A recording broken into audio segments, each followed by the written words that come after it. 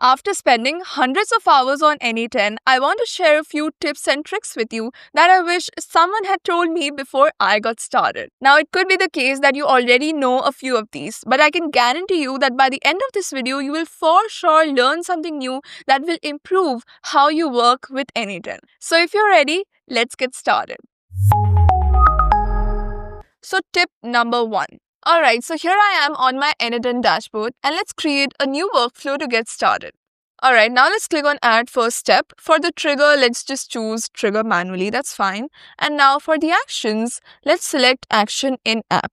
And at this point, you will be able to see the nodes that N8N has created themselves. Now, while this incorporates most of the apps that we use every single day, there is a setting inside N8N that can allow you to actually connect to a wider range of apps. So for that, all you have to do is head over to the admin panel of your N8N account. After that, simply head over to Manage, scroll down and turn on the verified community nodes. After that, simply click on Save Changes. Click on Confirm and then it's going to restart your workspace. In the meantime, let me explain the difference. So the nodes that we saw just now have been made by N8N and they're also being maintained by N8N. Whereas there are some additional nodes that have been built by the community and are being maintained by the community, but they have been verified by N8N. So if you go back to your dashboard, if you restart your workspace, and if you head back to the automation we were working on, and let's click on plus and action in app, you will be able to spot a lot more actions in here. For example, the AI scraper, it wasn't there before. So basically, all of the nodes that have this verification mark are the verified community nodes. These are made by the company and also are being maintained by that particular company. So now you have a whole range of new nodes you can work with and a whole new range of apps you can automate. And that brings me to tip number 2. So since we're already working with the admin panel, I would like to share another tip with you. So inside the admin panel, if you head over to Manage, you will be able to see N8N version right here. So N8N is a platform that upgrades its version all the time and you have to make sure that you are on the newest so that you access all the new features. And you also leave behind the bugs that were there in the previous versions. For example, it recently launched the AI workflow builder and that's not available in the previous versions. In order to access it, you will have to update your version. So I learned this later on in my journey, but once in a few weeks, you should come in here and you should select the latest stable. For example, right now I'm on 1.115.4, but instead I should have been on this one, which has even more features, or maybe it solved a few previous bugs. So just select the latest stable instead of the latest beta because we prefer stability more. And then after that, simply click on Save Changes.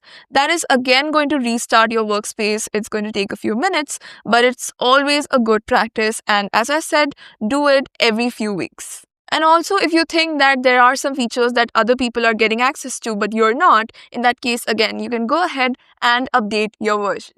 Now, things can be a bit different if you're self-hosting N8N, so you can head over to this particular link. I will put it in the description below, and then based on how you're self-hosted your N8N, you can follow the instructions and update your N8N account. Before we jump into the other N8N tricks, there is something that can seriously level up your automations. If you're using tools like N8N to automate your business or marketing workflows, you should check out HubSpot's AI Marketing Automation Playbook. It's a free guide that shows you how to use AI to streamline campaigns, personalize content, and automate engagement without losing that human touch. My favorite part is where it talks about balancing automation with authenticity, which is honestly what separates average automations from the ones that really connect. This guide is from HubSpot, the sponsor of today's video. Thank you. You can grab your free copy from the link in the description. Now let's continue with tip number 3. So when we're working with triggers like on-form submission or on a webhook call, the problem is that you will have to fill out this form every single time you want to continue working on your automation or if you want to test your automation. And if you're working on a long project, this can really add up. So for example, let's just create a dummy form right here. So what is your name? All right, let's click on execute. Let's just fill this out. So here's the output. Now if I save it and if I close the tab or if I refresh the tab, what will happen is that the next time I open my automation and I resume working on it, my data would be lost.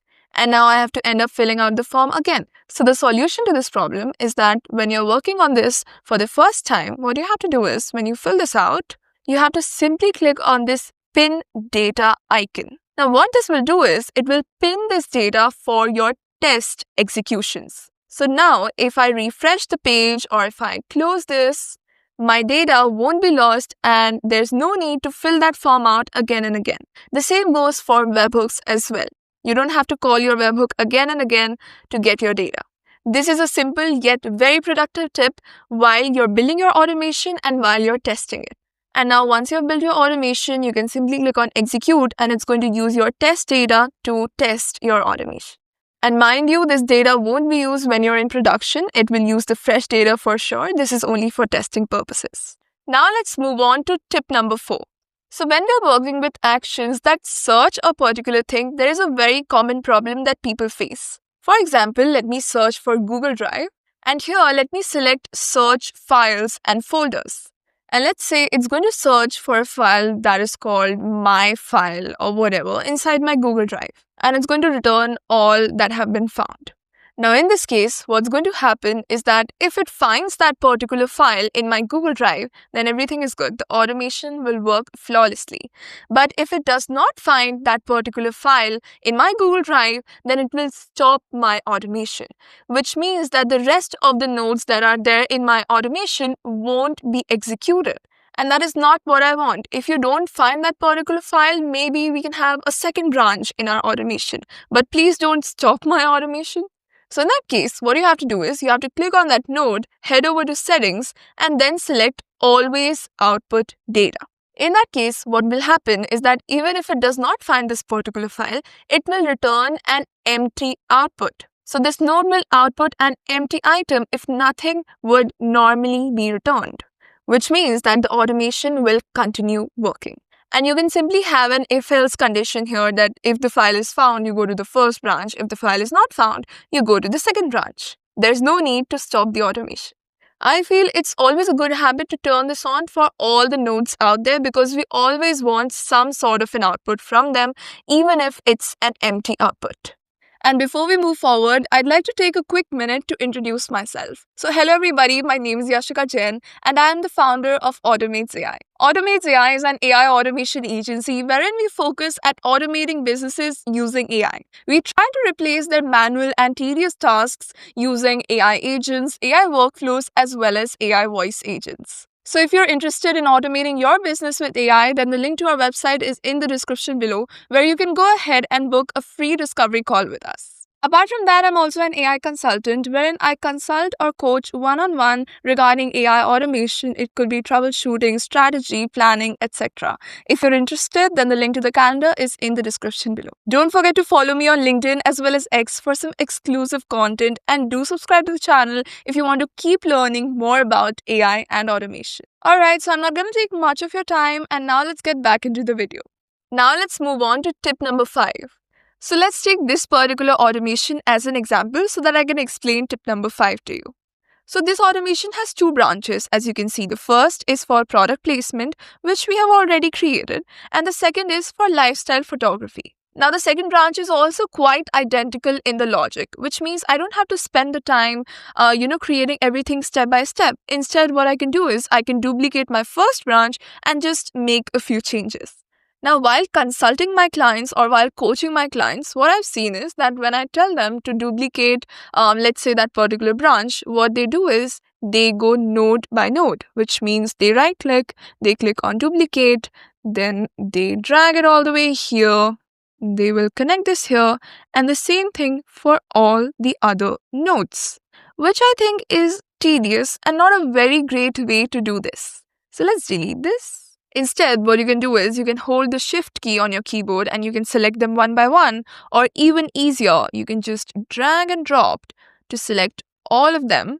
Once they're selected, you can easily do a Control D or a Command D to duplicate them and then just simply connect.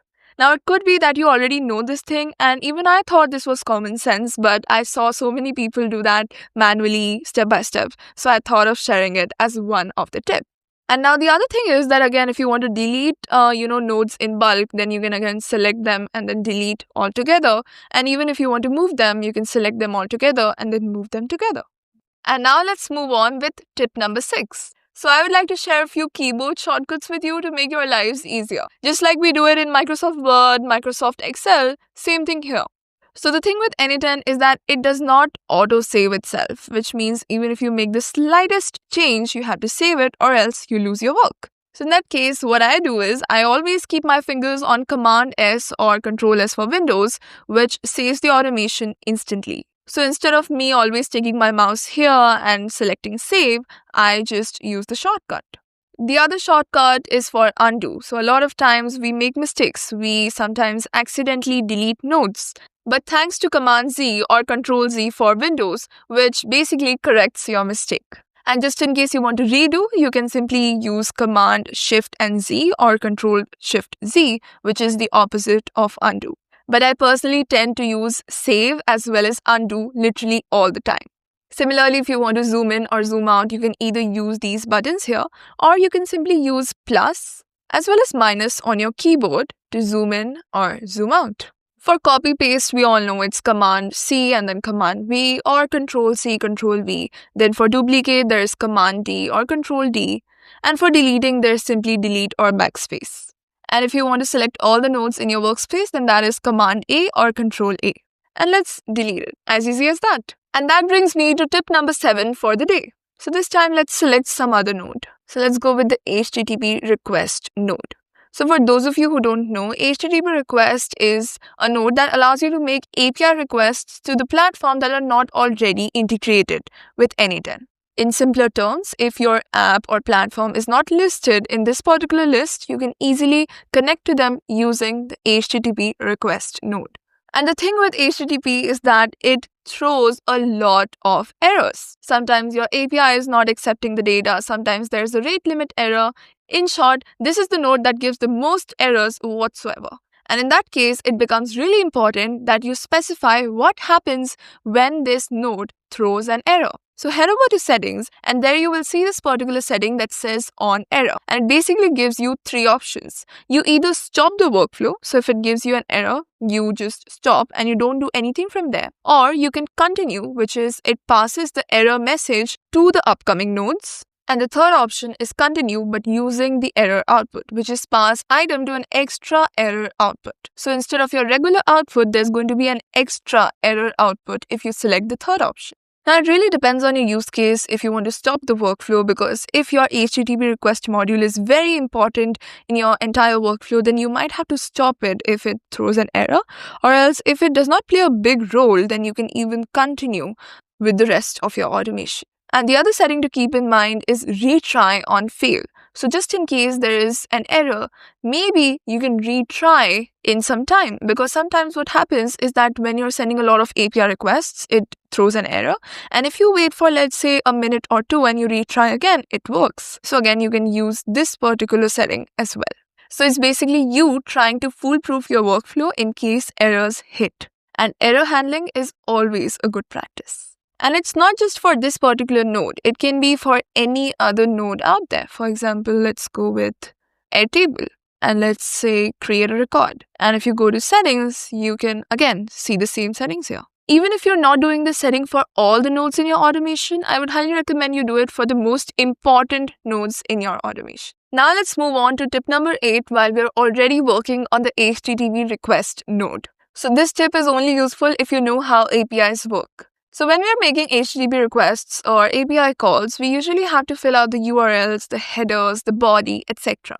And we get that particular information from the API documentation of that platform.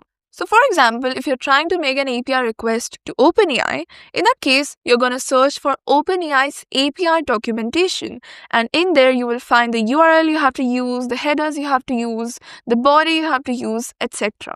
Now, instead of copy pasting things one by one into the fields here, like this, what you can do instead is that you can copy their curl request. So just make sure that it's a curl request. It starts with curl. Simply copy it and here click on import curl.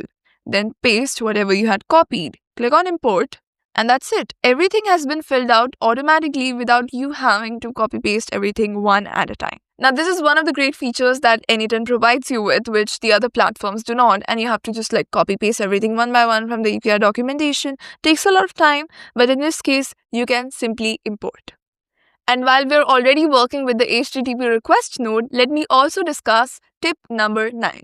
So whenever you're making an API request, you have to authenticate yourself, which means you have to tell them that yes, I am the owner of my account and I have the permissions to make changes to my account. In this case, it's OpenAI. Here, you have to tell them that yes, I can use the money which is present in my OpenAI wallet, for example.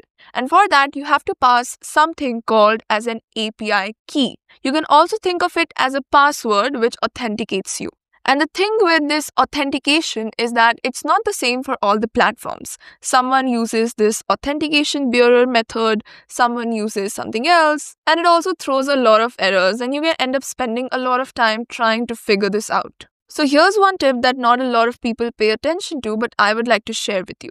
But yes, this only applies for the apps that are already listed in this particular list. If that is not in this list, then this one won't work. Now you would ask me that, Yashica, if it's listed here, then why would I even make an HTTP request, right? I would just, directly use that particular action. But I hate to break it to you that even if that particular app is listed in this list, it does not guarantee that your action is present. For example, if I search for cal.com, I can see that it is listed, which means I can integrate with cal.com.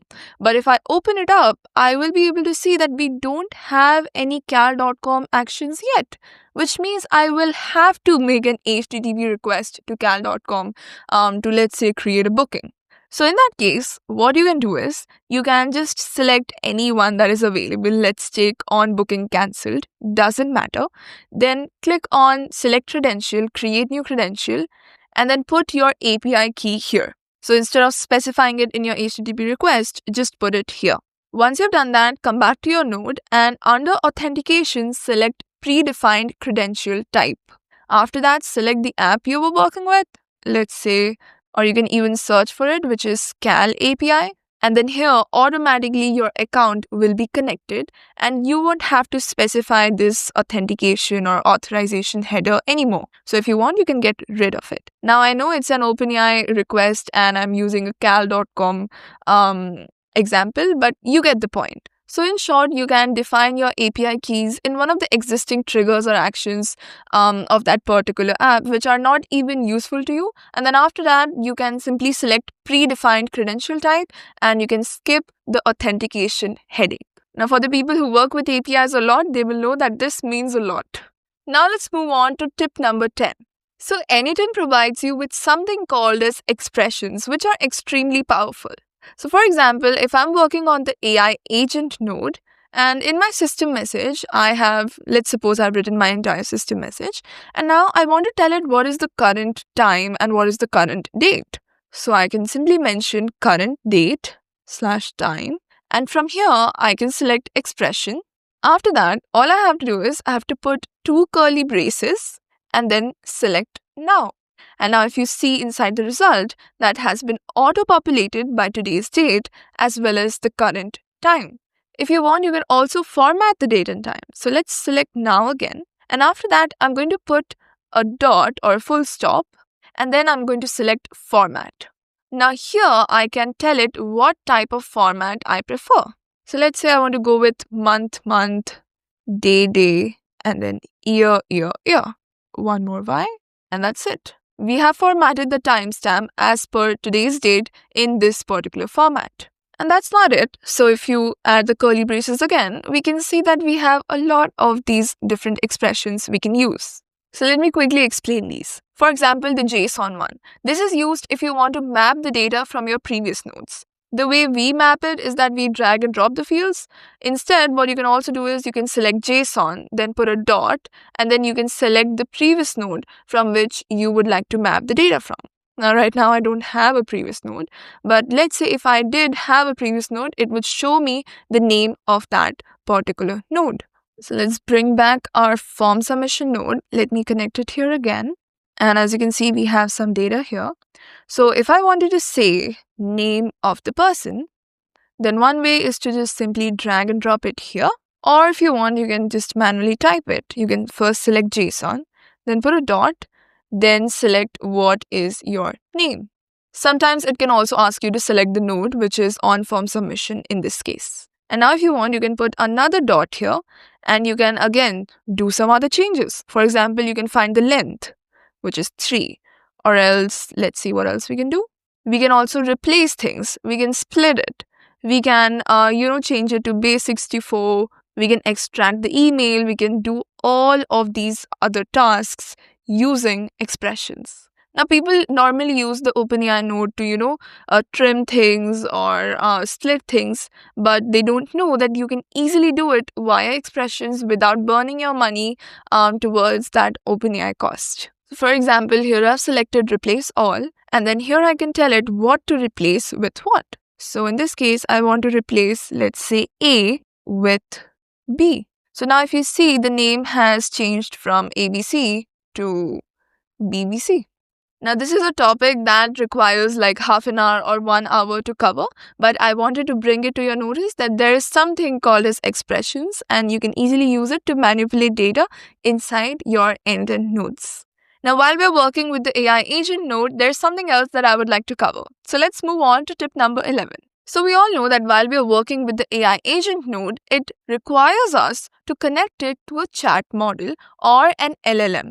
LLM is nothing but a large language model. For example, you can connect it to OpenAI, you can connect it to Claude, to Gemini, to DeepSeek, or any other which is listed here. Now, 2 problems arise when we choose from this list. The first problem is that not all the models are available and not all the LLMs are available. These are not the LLMs that exist in this world. There are other LLMs, there are other models. So how do we access those? So that's the first problem.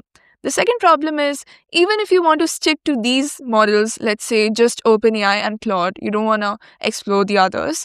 In that case, you will have to put $10 in OpenAI's wallet balance. Then you have to put $10 in Claude's balance. Then this one exhausts. You have to take care of that one. I mean, it's a mess. Sometimes what happens is that you continue using OpenAI and now you're not using Claude, but your money is still there.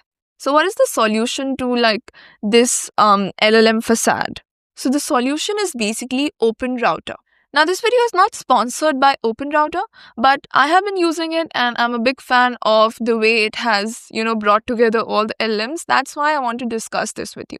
So OpenRouter is basically a place where you can find all the LLMs, all the models, and you just have to put money in OpenRouter's balance. OpenRouter's wallet, and you can access all the models from there without having to manage all these different wallets and all of these different accounts. So all you have to do is just create an account on it. And as you can see, under models, there are so many LLMs. A lot of these are the ones that even you don't know and even I don't know. And every time there's a new one, they're the first ones to bring it on the platform. Even N8N takes time to bring that model, but OpenRouter always has it. And then all you can do is you can head over to credits. You can simply manage all of these from this particular wallet. And then you can manage all of it from just one API key. You don't have to manage API key for OpenAI, Claude. You get my point, right? Everything is unified. And in order to access it, all you have to do is select OpenRouter, then just connect your API key, that one API key, and then you can select from all of these models. You want Perplexity, you want Gemini, DeepSeek, whatever. And that's it. It's as easy as that. So if you're someone who works with N8N and AI agents a lot, then I would highly recommend going with OpenRouter. Alright, so after we've seen how we can save money with LLMs, let me take you to tip number 12, which is also the last tip for the day. So this last tip is actually going to help you maintain your automations. So let's say your automation has been running successfully for 3 months now. You head over to executions, you see a list of all the executions out there. Maybe out of, let's say 30 executions, you have got one execution that has an error. And now you want to go ahead and, make changes to your workflow so that the next time you don't get that particular error. But then when you come back to the editor, you don't have the data to actually, fix that particular issue and run it again to see if that was fixed. And in that case, what you can do is you can head over to executions. You can go to that particular execution. Now, it's not necessary that it always has to be an error. It can also be like a normal successful run wherein you want to go in and make a change. And then what you can do is you can select copy to editor or debug in editor in case of an error. And what that is going to do is it's going to take all of that data back into your main editor. And then, since you have all the data and everything, you can easily make that change, you can easily fix that problem, and you can test it again. So every time you want to get your data back into your editor from your executions, don't forget to use this particular button. So it shows copy to editor in case of a successful run and debug in editor in case of an errored run. And it's also going to show you the error and what went wrong. And yes, a bonus tip apart from the 12 tips, because you've watched this video till the very end. So if you click on this add button and if you search for error, you will see this particular trigger which is called error trigger. So I would highly recommend you create like a new automation completely fresh which has this particular trigger, and then after that it has some sort of a messaging action. It can be like send me an email or send me a Slack message, which is going to basically tell you every time any of your workflow has an error. So this is extremely powerful because then you don't have to keep an eye on your executions. It will simply send you a message. You can come in and you can fix it. Alright, so that's it for the video. I really hope you got to learn something new and that's going to improve how you build automations with N8N. This is coming totally from my experience. These are things that I figured out while working with N8N. So yeah, if this was valuable, do like the video, subscribe to the channel, and let me know in the comments below how many tips out of these 12 were new to you. If you're interested in getting your business automated with AI, then do check out the link to our website, which is there in the description below. You'll find the link to my consultation calendar in the description. You'll also find the link to LinkedIn as well as X in the description below. If you would like to connect with me personally, then LinkedIn is one of the best ways to reach out to me, so don't forget to send me a connection request there. So yeah, that's pretty much it for this video. I will meet you in the next one. Till then, bye.